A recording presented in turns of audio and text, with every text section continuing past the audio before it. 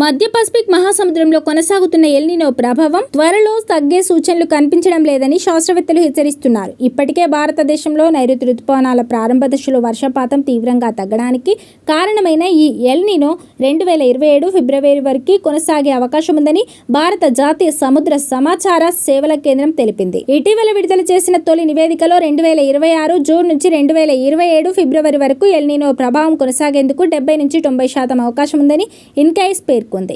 అదే సమయంలో El Niño southern oscillation తటస్థ స్థితికి చేరుకునే అవకాశాలు కేవలం 10 నుంచి 30% వరకే మాత్రమే ఉన్నాయని తెలిపింది. భారతదేశంలో ఋతుపవనాలకు అనుకూలంగా భావించేలా ఎల్నినో పరిస్థితులు ఏర్పడే అవకాశాలు ప్రస్తుతం 3% కంటే తక్కువగా ఉన్నాయని, లానినా ఏర్పడడం అత్యంత అసాధ్యమని ఇన్కాస్ స్పష్టం చేసింది. ఎల్నినో దీర్ఘకాలం కొనసాగడం వల్ల బంగాళాఖాతం, అరేబియా సముద్రాల పరిస్థితులు, మత్స్య సంపదపై ప్రభావం పడే అవకాశం ఉందని నిపుణులు చెబుతున్నారు.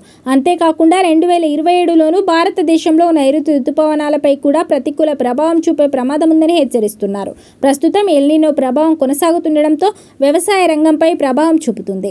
ఇప్పటికే తెలుగు రాష్ట్రాల్లో నైరుతి ఋతుపవనాలు పూర్తి స్థాయిలో విస్తరించి విస్తారంగా వర్షాలు పడాల్సి ఉంది. కానీ ఇప్పటికే తెలుగు రాష్ట్రాల్లోని అన్ని ప్రాంతాలకు ఋతుపవనాలు విస్తరించలేదు. వర్షాలు కూడా ఆశించిన స్థాయిలో పడడం లేదు. దీంతో రైతుల వ్యవసాయంపై ప్రభావం పడుతుంది. 2027 ఫిబ్రవరి వరకు ఎల్నినో ప్రభావం ఉంటుందని శాస్త్రవేత్తలు అంచనా వేస్తున్న నేపథ్యంలో వ్యవసాయంపైనే కాకుండా మత్స్య సంపదపైన ప్రభావం పడే అవకాశం ఉంది.